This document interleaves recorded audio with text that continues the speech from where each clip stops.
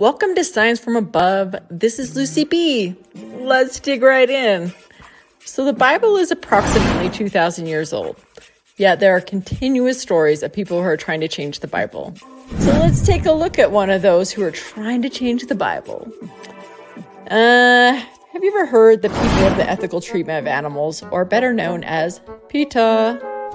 PETA has started selling the book called PETA's Version of the Creation Story.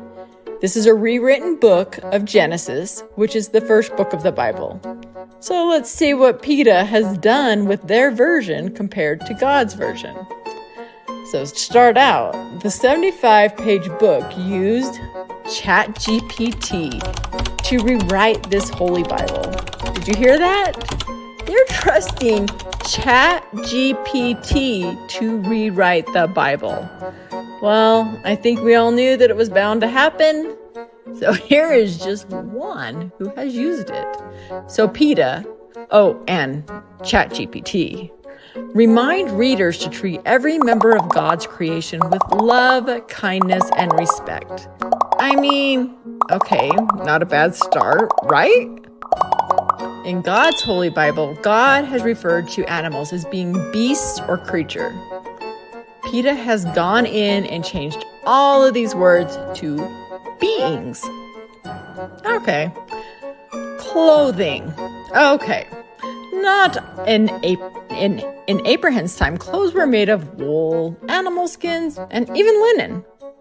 PETA, and ChatGPT made sure to take that out of the Bible and called it hemp or bamboo.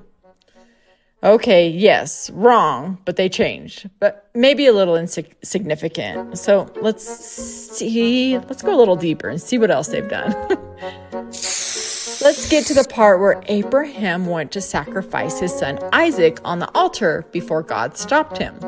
This was a foreshadow to God giving up his son Jesus on the cross.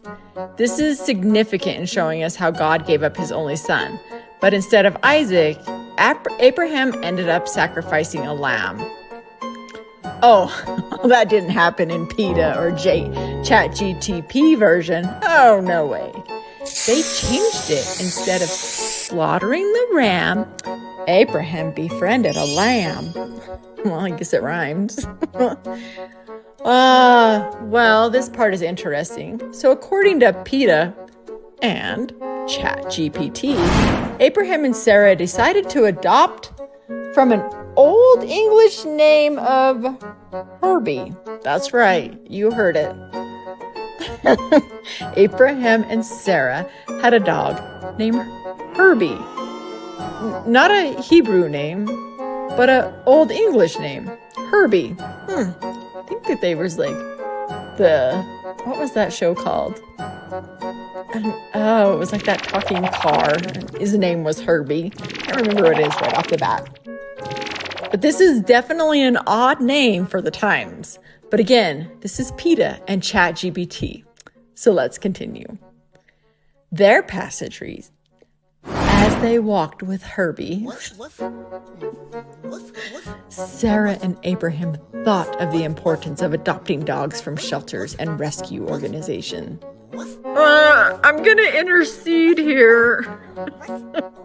So let's be clear. During this time, there were jobs of, shepherding, warriors, fishermen. And PETA and ChatGPT also say they were animal shelter specialists. Oh my goodness. Please tell me that nobody is believing this. And I know there probably is. Anyway, let's continue. They spoke of how buying a dog or a cat from a breeder or a pet shop contributes to the companion animal overpopulation crisis, as countless dogs and cats in shelters loving homes while breeders continue to produce more puppies and kittens for profit. Oh boy. So I guess not only did they have animal shelters, but the pet shops too.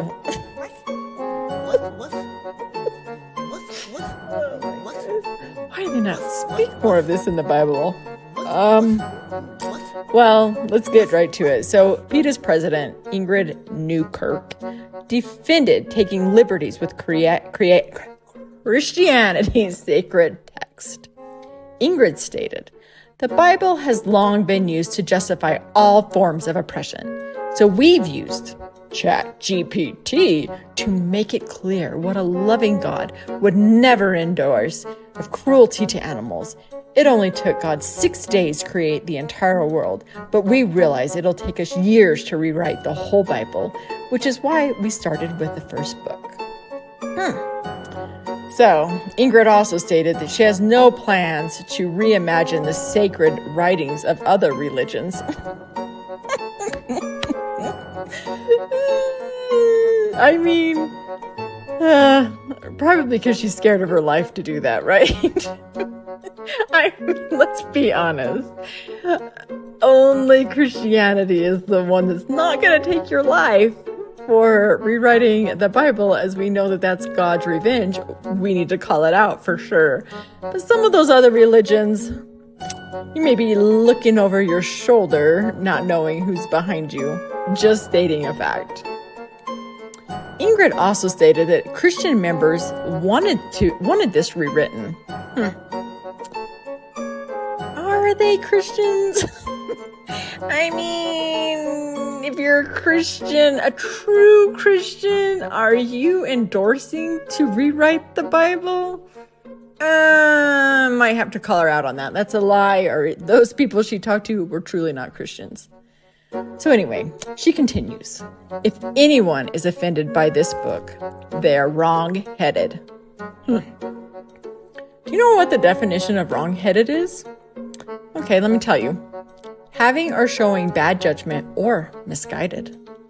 So she's basically saying that Christians are misguided about the Bible and that she and ChatGPT are correct, while God, well, he's wrong.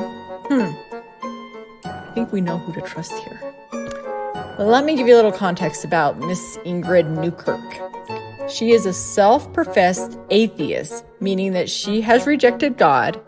If she has rejected God, how can she rewrite his word? Think about that.